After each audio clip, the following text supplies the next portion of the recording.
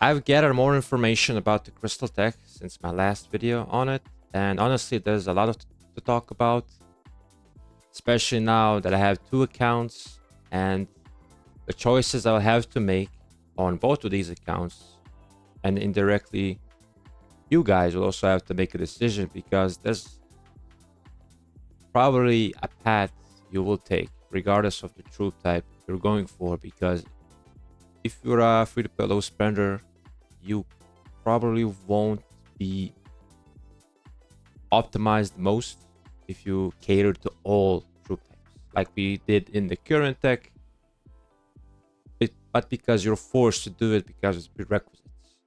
Now, what you see on the screen is the new Crystal Tech simulator, and it also says it does not have the prerequisites right now, but it's a good indicator of how much crystal will it take because we already know the crystal prices. And if you want to get your hands on this simulator yourself, you can join Speckoh's Discord and subscribe to the Patreon for $1. Trust me, the value is there. You probably won't get better purchases than this because you're not getting just the crystal tech or the new tech. You're getting the battle simulator, which is probably he's most known for, where you can test your murder ball, you can test the new commanders to see if they're a good fit. And also the latest project is the in-game preliminary and final exams, where you can participate, answer questions, and get gems. So this project will help you reach to the end, get the rewards, get the gems, and all that stuff. So big shout out to Speckoh. His work has been featured on the channel multiple times, and will continue to be in the future moving forward, maybe even this weekend, to test out this Fearless Color simulator.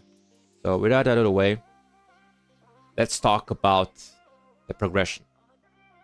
So I have two accounts. One is my free-to-play own account, and that account is mostly infantry. I run 3 infantry, 2 infantry, 1 leadership, which is pretty much infantry, and 1 archer and 1 cavalry. So the most logical thing to do is just focus on infantry, and out of the 2 troop types, just try to make some adjustments. So if we're going full infantry, here's how I will proceed. And we're talking about the ideal progression. So prerequisites aside, this is the most optimized tree I will go for, because this new tech is actually very good for customization compared to the current or old one. So it's a big plus for people who are not really like mixed troops. Going for that, they're more specific. So ideally, you do want the Crystal Research Center maxed, and you will have it maxed, just depends on when.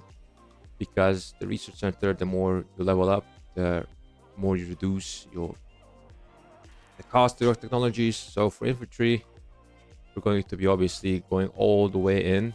So for more march speed. Cold Arms is, the first one is very easy to max, and you'll get 15% extra capacity. Now here, you obviously want cutting corners. I think this is a no-brainer. It's like skillful operation. It reduces the cost, makes you more efficient once you're proceeding forward into the tree. Culture Exchange is all about bastions. So the more bastions you get, the more crystal you get from bastions, and the more favor you get from bastions, which is like obviously a good thing to get. Leadership is rally capacity. If you're not rallying, this is useless for you. Color Arms 2, obviously want to max. So this is going to have some implications, but I'll explain it a bit later once we get to the other part of the tree. Now we have Barbarian Bounties, which is going to increase our damage to Barbarians and increase our crystal from them. So if you're chaining a lot, yeah, this is pretty good. But if you're not, yeah, out of these two, the Karak Reports is giving more damage to Karak Barbarians and also gives you more passive crystal. Out of these, I would prefer to max out this, because you're always going to get value from this no matter what. Every time you log in, you can click on the wagon, get yourself some crystals. Whereas here you have to do forts and barbs to get the value. But obviously you do want to max it, right? It's probably not gonna cost much. Cutting corners, obviously we talked about this. Very important because we're going to the good stuff in this part of the tree. The leadership 2, not interested, not rallying, useless. More stats for infantry. Now this is defense. So infantry has a lot of defense from equipment, from possibly armaments, and just baseline. They have a lot of defense. So you could play around with this, but you know, maxing it wouldn't be out of order. But if you had to take, you know, more points into more march speed or more defense, I would definitely pick the march speed for sure. Larger camps, well, if you are a big player or you know you're surrounding an important objective like a flag or a fort, this is obviously preferred to have max, so you can have the maximum reinforcement capacity in order to have people join the structure from your city. I recommend it. Runecraft, I won't really get, honestly. I think you can leave this to the higher spenders. You only need one rune. Doesn't really, it's not necessary, and for the amount of crystal cost, I don't think it's worthwhile. Same as the 6 March. If you don't have equipment armaments for the 6 March or the pairing, it's just not doing much for you except, you know, gathering gems. But you can leave it until like the final days of KVK to do this. But here we come to the healing cost reduction for T5. So I'm gonna go back a bit. Since we have Call to Arms, both of these max. So you're going to be going from, in the old tech, like my number of troops is 324k. You know, that's my usual troop count when it comes to relevant fighting times. And if you have these technologies maxed, you're going to be pushing above 400k per march. So if you're running like 3 for 3 marches with 324k, you're going to be adding like 80k at least. So times 3, that's 240, or maybe even 250k troops. So it's you're doing a lot more damage. You're doing a lot more sustain, but also you're eating up more resources to heal. So I would say special concoctions is one of the most important technologies you can do in order to sustain yourself and pace yourself for the KVK, because KVK is going to be more of a marathon than a sprint in this new tech era, because you're going to be not going back and forth as much. You're going to be fighting to the death, and with all the damage reductions, you don't have all damage. We have reduced 10% all damage from KVK buff, so the fights will play out longer, and you're gonna have to pace yourself from zone to zone. In that same vein, we have the emergency support, which is basically increasing your hospital capacity, and depending how many marches you run, so anything above 3 is going to be quite a lot, and maxing this is obviously going to make yourself more efficient and not run the risk of getting your hospital full and, you know, getting deads that way.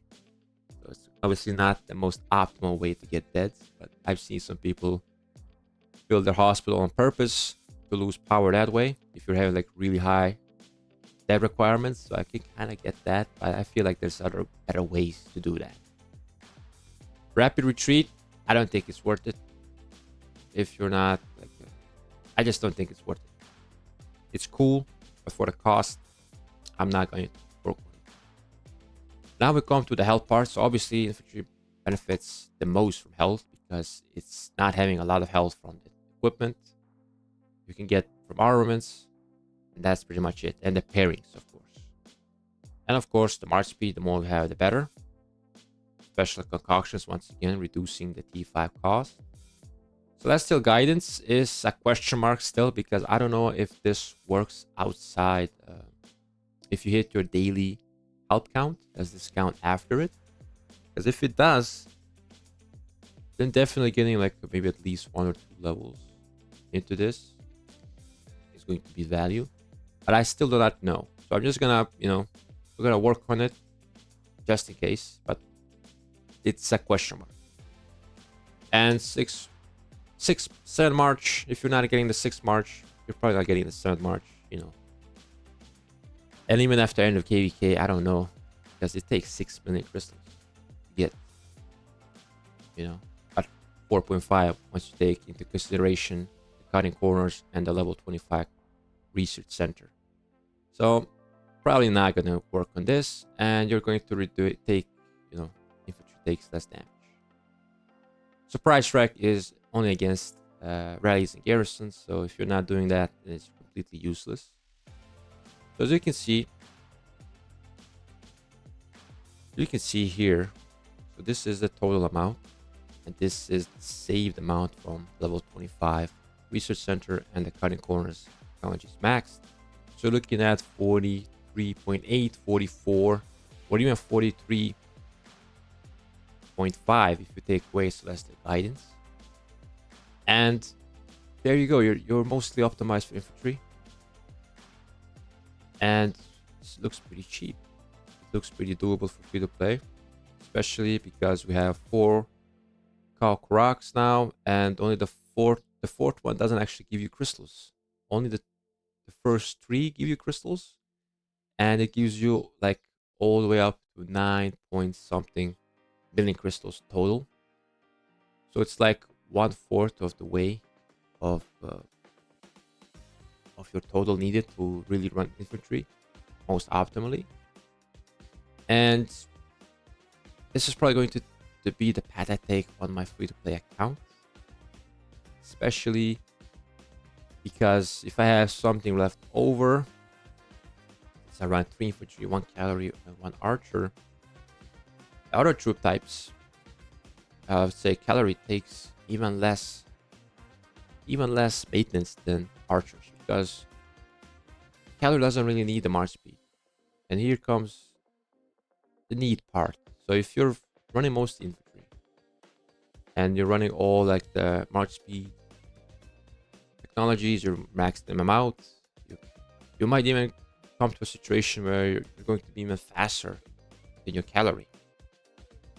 And ideally, you want to have your marches all around even march speed threshold, so you're not going out of position, because you don't want your cavalry to be here and your archers be archers here, infantry here.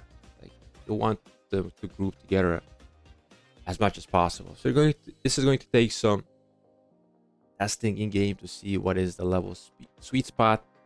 It's going to be different for everyone, because not everyone has the same tiers of equipment, same talent. Talent boots, for example. Because for my archers, for example, I do have them at tier 5 and they're crit, so it's like, what's that, like 6.5% march speed, and I have like 3.5 march speed from armament, I think. So you're looking at 10% march speed from the equipment and armament, so it's like basically a 4-piece infantry set. So, and naturally archers are a bit faster than infantry, so you kind of have to find that balance on your own account to figure out the sweet spot where your marches are all around marching the same march speed. It brings you a lot more benefits. It brings you less chances to get out of position. So if you get out of position, you probably get swarmed down, you probably get a bad report, you need more resources to heal. So this all ties into making sure that you're optimized the most, because mistakes will cost you a lot more resources because you have a lot bigger marches on the field. So that is my suspicion. You're probably gonna have to be farming a lot more than you already are. And if you're running only 1 troop type, so that's the good thing about this path, is you're probably not gonna need all the resources. So for infantry, I believe it's food and wood alongside gold. I might be wrong about this, it's been a while.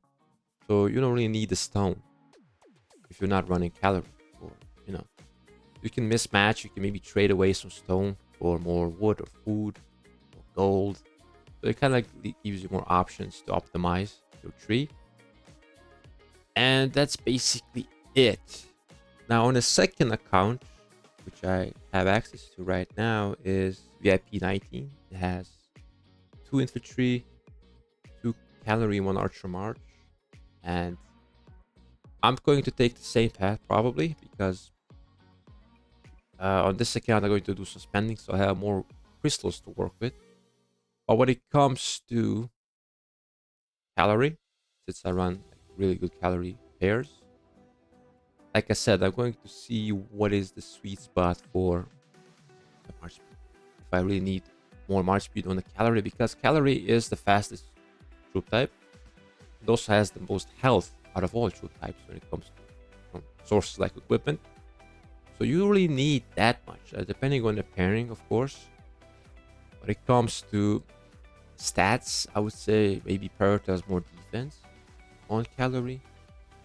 So, for example, I get attack, and then I get defense, and then I just do. I don't even have to do this because I already have swift marching from the infantry, so I don't have to do it to get myself a path to move forward. So I can just use this path, and then all the way up here, I could get more points into calorie if I want. For example, might be even overkill sometimes, but obviously I want to have less damage. I will prioritize damage over health on calorie. And if I, for some reason, I have more to run archers, well, archers are a bit more catered to. You need march speed first and foremost. Obviously, more attack, nice. Now, depending on the pairing, you might prioritize more defense. For example, if running Zook Philip, that march has a lot of health, you probably need some more defense. So, for example, maybe put a couple points, let's say up to 5, and then max march speed, and then put 1 point to unlock the third tier, just work the way up, and then damage to archers. So this is something like the most far approach I would take when it comes to the tech. Like I said, you can live without celestial guidance most likely, so it's going to be like 60 million once you have everything dialed down. And once again, this is going to be based on the prerequisites. It's going to be based on your own composition on the account, because not everyone is equal. You might have more march speed from armaments, you might have less march speed from equipment, you might have more march speed on the depending on the pairings you use. So there's a lot of customization to be had, and that's what I like about this tech the most, because you have free roam. Basically, you have the ability to customize the tech to your account, and that is not necessarily always going to be the same, because in the future you might pair with a commander that has a lot more march speed, has a lot more health, has a lot of defense. So it leaves you with customization for each KVK that you enter and have this tech at your disposal. So I like this the most. What do you guys think about it? Let me know in the comments. I'm still going to be looking for more information. I don't know if I'll play this new tech anytime soon, depending on the KVK options we have. We should be soon entering KVK, or registering first, of course. So I'm definitely excited either way. And let me know what you guys think. I think this is a good change. It might open your eyes to something more that you haven't been looking. And I'll catch you guys in the next one.